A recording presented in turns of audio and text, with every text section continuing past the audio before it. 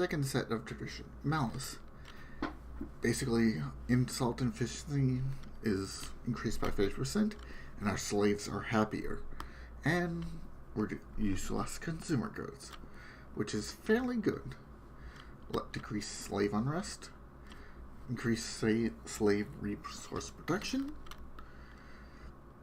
rivalry influence gained by 40%. Our maximum rivals are increased by 4, and our slave mineral production is increased by 15%.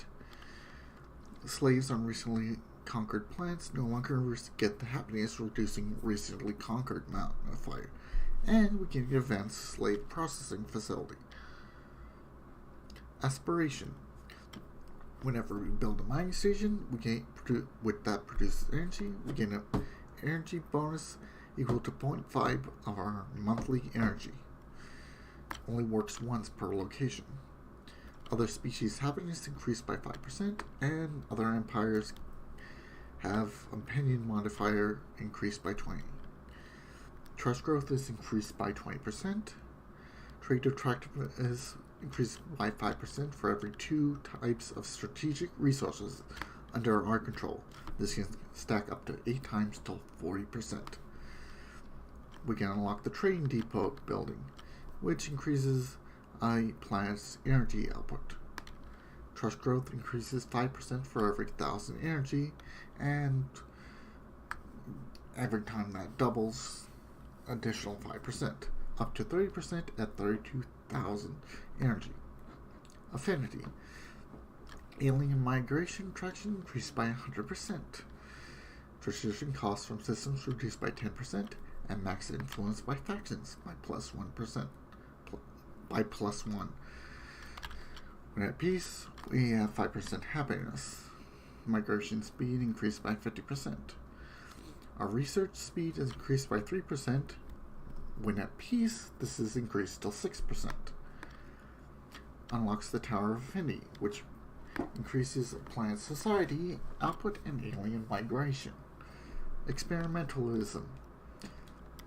When at peace, our physics research is increased by 10%, but when at war, decreased by 15%, which we are on war, which may not be handy.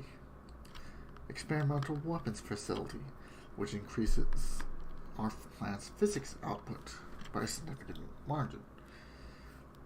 Assist research increases our physics output by 10%.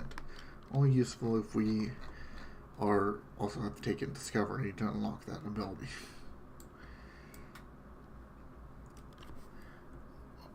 Whenever our science leaders level up, our leader experience gain is increased by 10% for 10 years. Leader level caps increased to 1, which on all the leaders, not just the scientists.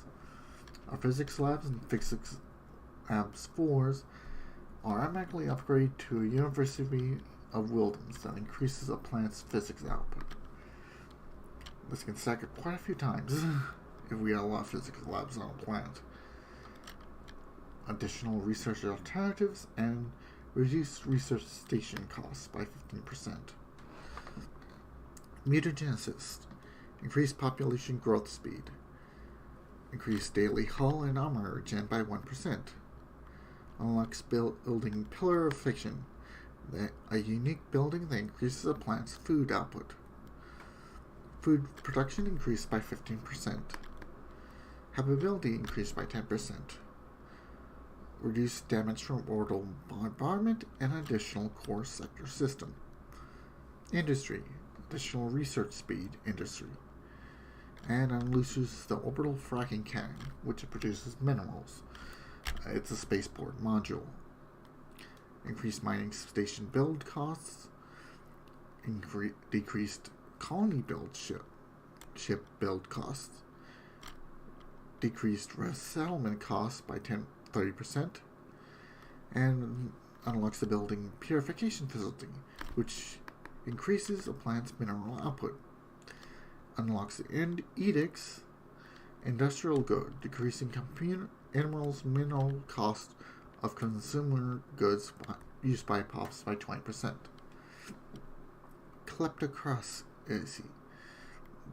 increased fire rate, decreased claim influence cost by 10%, and increases on naval capacity by 20%, decreased shipyard build speeds, and unlocks the building Senate quarters, which a plant unique building that provides the Empire with a great amount of naval capacity.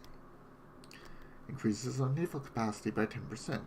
Unlocks spaceport module, orbital trading beacon, a space module that adds to the system's energy production.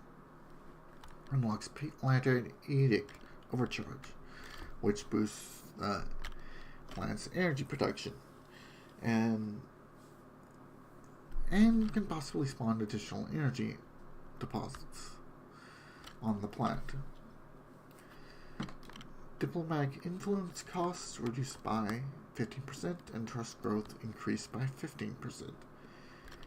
Empire opinions are increased by 10 globally. Anguish.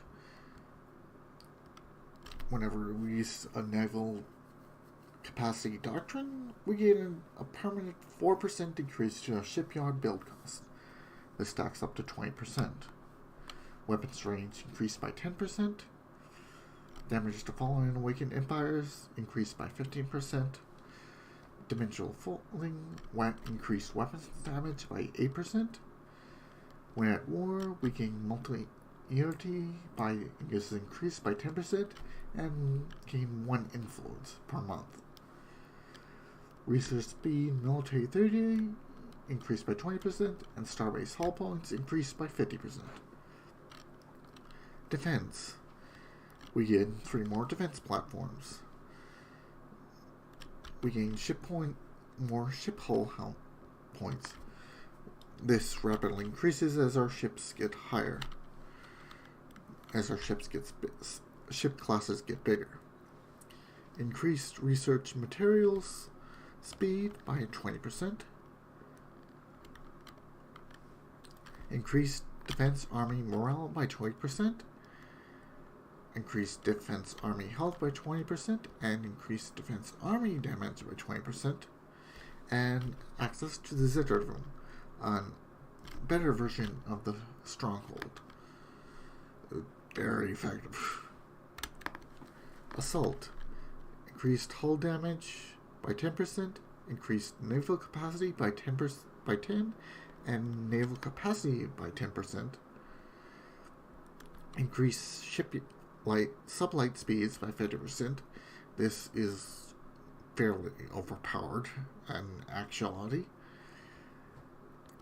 One additional leader for the Empire, and our fleet command limit is increased to 20. Assault army morale is increased by 20%, and assault army damage by 20%. Leader level cap increased by 1. Ruler level cap increased by 1.